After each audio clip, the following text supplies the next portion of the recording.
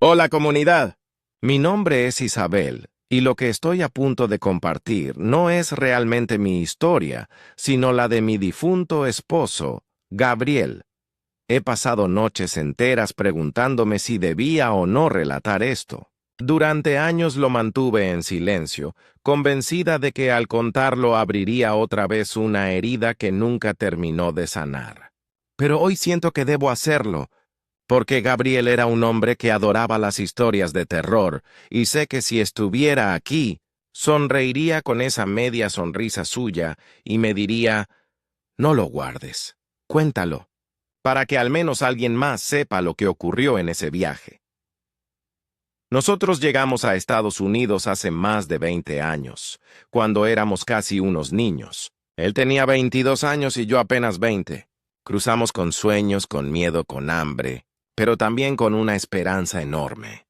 Poco a poco fuimos levantando un hogar, y tras años de trabajo, de trámites y sacrificios, logramos obtener un estatus legal que nos permitió respirar tranquilos. Gran parte de aquello se lo debo a Gabriel. Él trabajaba como trailero, y sus viajes interminables por las carreteras le dieron no solo sustento a nuestra familia, sino también historias que parecían sacadas de otro mundo. Vivíamos en el norte de Texas, y sus rutas lo llevaban a menudo a distintos estados. Yo ya estaba acostumbrada a verlo salir por días. Con ese beso rápido de despedida, y la promesa de llamarme a cada tramo para no sentirnos tan lejos. Una noche, recuerdo perfectamente, me dijo que debía llevar una carga desde Dallas hasta Montana. Sería un viaje largo, pero nada que él no hubiese hecho antes. Lo despedí con un nudo leve en la garganta, sin imaginar que esa sería la última vez que lo vería con vida. Gabriel me llamó como siempre. Apenas unas horas después de salir, me dijo que había parado en una estación de descanso para cenar algo y dormir unas horas antes de continuar al anochecer. Su voz sonaba normal, tranquila, pero la segunda llamada, alrededor de las 8 de la noche, fue diferente. Lo escuché agitado. Le pregunté qué pasaba, y tras unos segundos de silencio, me confesó que había tenido un sueño extraño. En ese sueño conducía por una carretera oscura, iluminada únicamente por los faros de su camión. La soledad era asfixiante, pero lo peor no era eso, sino que sabía con certeza que no estaba solo en la cabina. Podía escuchar voces a su alrededor, una detrás de él, otra justo a su costado. Eran murmullos incomprensibles, en un idioma que no reconocía, pero intuía que hablaban de él, que planeaban algo. De pronto, una mano grisácea emergía de la nada y le apretaba el brazo derecho con fuerza brutal.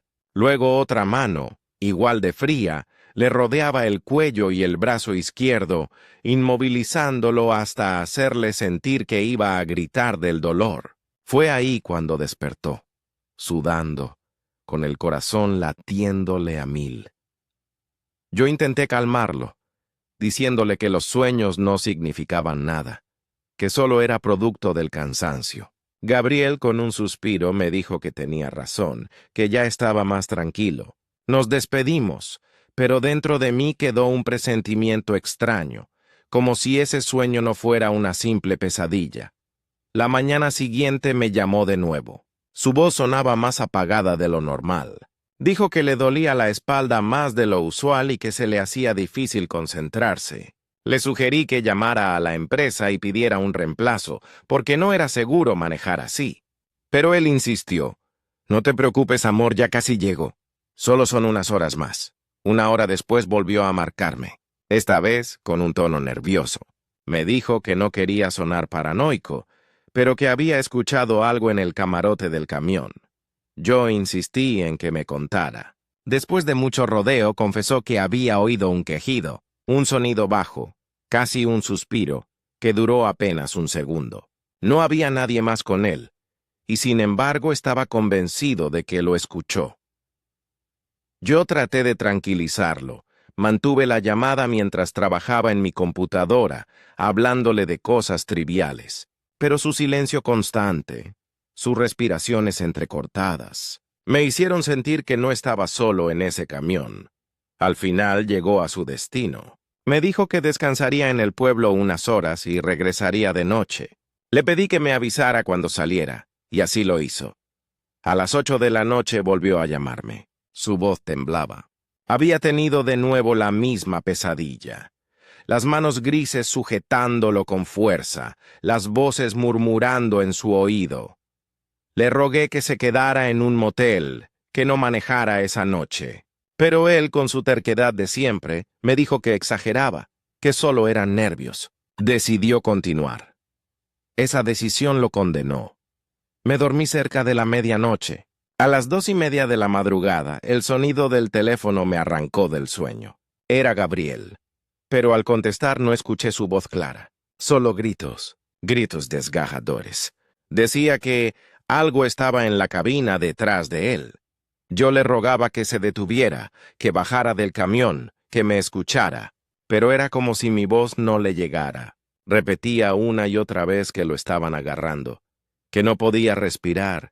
Hice 12 llamadas seguidas. Ninguna fue contestada. La desesperación me consumía, y el amanecer se convirtió en una tortura. A las 10 de la mañana recibí la llamada que me destrozó. Era del hospital. Gabriel había sido encontrado por patrulleros en Nuevo México. El camión estaba orillado con las luces encendidas y él tirado en los asientos, apenas con vida. Murió horas más tarde, de un paro cardiorrespiratorio. No alcancé a llegar para despedirme. Cuando por fin pude verlo, me quebré por completo. No solo por la frialdad de su cuerpo, sino porque había algo imposible. En su brazo derecho, en el izquierdo y en el pecho, estaban marcadas huellas de manos.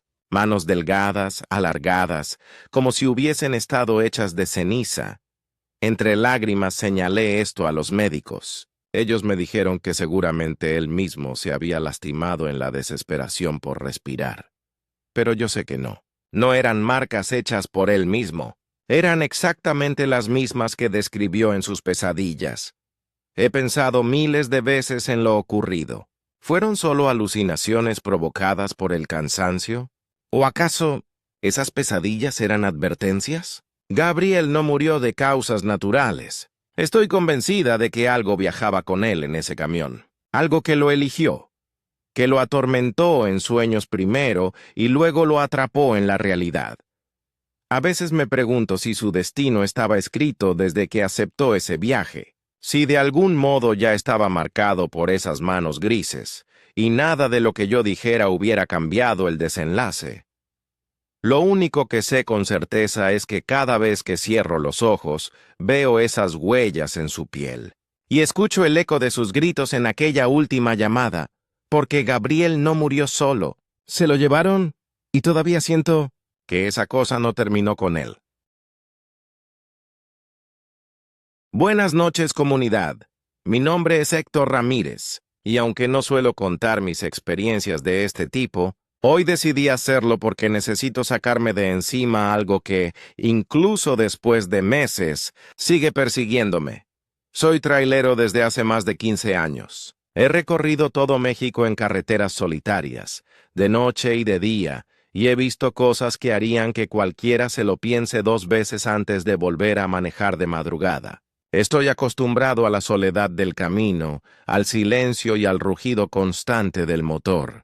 Pero lo que me ocurrió aquella noche no tiene explicación lógica. Algunos me han dicho que seguramente fue sugestión, que quizá escucho demasiados podcasts de terror, incluido este, y que de tanto llenar la cabeza con esas historias, terminé alucinando.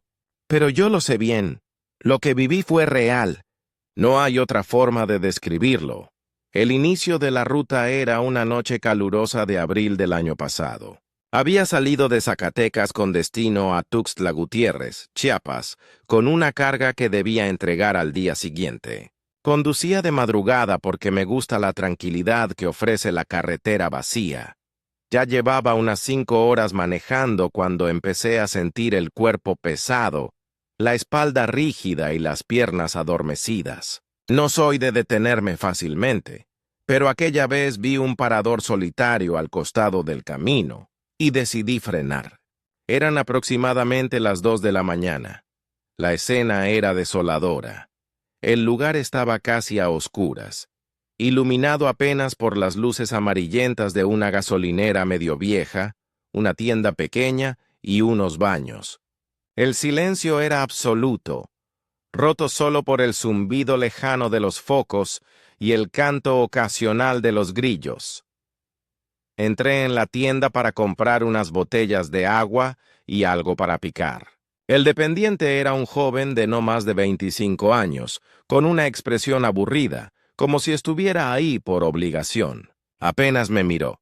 Después fui al baño, me lavé la cara con agua fría y volví hacia el camión.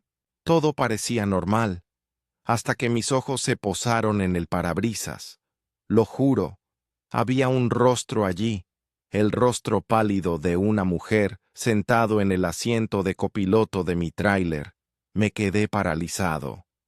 Al principio creí que mis ojos me jugaban una mala pasada, pero mientras me acercaba, la silueta se volvía más clara. Piel blanca como la tiza, cabello largo y castaño, y unos ojos oscuros que parecían fijos en mí. El primer impulso que tuve fue de enojo. Pensé que alguien se había metido a mi camión para robar. Salí corriendo hacia la puerta, sin apartar la mirada de aquella figura. Pero entonces pestañeé, y cuando abrí los ojos, ya no estaba. No había manera de que hubiese bajado. Yo estaba de frente corriendo en línea recta hacia el camión. De haber abierto la puerta o la ventana, tendría que haberla visto. Pero no vi nada.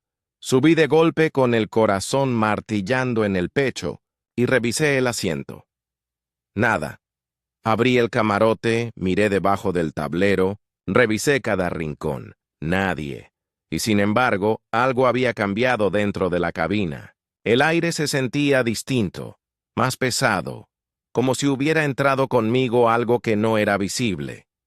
Me senté frente al volante, intentando convencerme de que había sido una ilusión. Encendí el motor y retomé el camino. Pero apenas avancé unos kilómetros lo noté. El ambiente dentro de la cabina se había vuelto helado. Afuera todavía hacía calor, pero yo me estaba congelando. Subí las ventanas. Me froté los brazos, pero el frío era insoportable. La música que tenía puesta comenzó a sonar extraña, como distorsionada. Cada nota se me clavaba en los oídos, así que apagué el estéreo. El silencio absoluto se apoderó del interior, y entonces lo comprendí. No estaba solo. Podía sentirlo. Una presencia invisible se había sentado a mi lado. No la veía, pero la sentía. Una respiración leve, casi imperceptible, que rozaba mi oído izquierdo.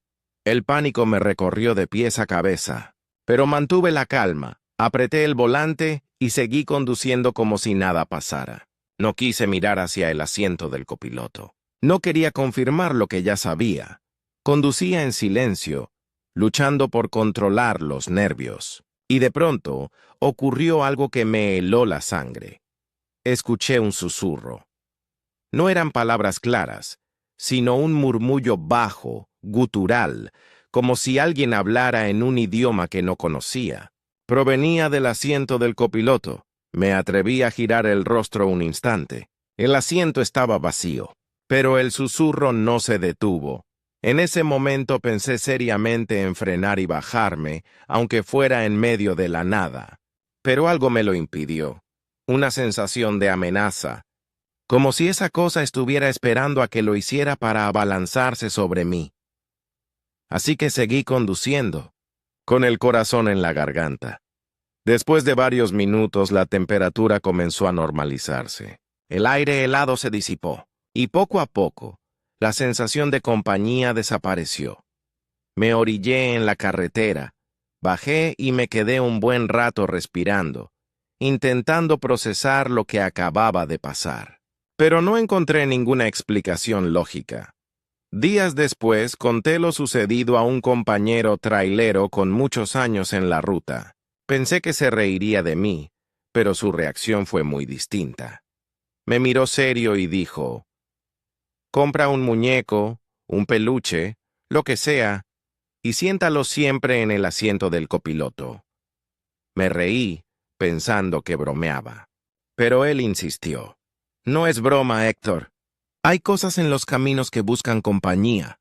Si ese asiento está vacío, se suben. Me quedé helado. Hice caso. Mi hija mayor me regaló un oso de peluche, y desde entonces lo coloco siempre en el asiento del copiloto. Nunca más volví a sentir aquel frío helado ni a escuchar susurros. Pero lo extraño es esto. A veces, cuando manejo de noche, el espejo retrovisor me juega una mala pasada. He jurado ver por un instante dos sombras en el reflejo, la mía al volante y otra, quieta, junto al osito de peluche. Nunca más tuve el valor de mirarlo directamente. Han pasado meses desde aquella noche, pero sigo pensando en esa mujer pálida que vi en mi parabrisas. ¿Quién era? ¿Qué quería de mí? ¿Por qué desapareció como humo?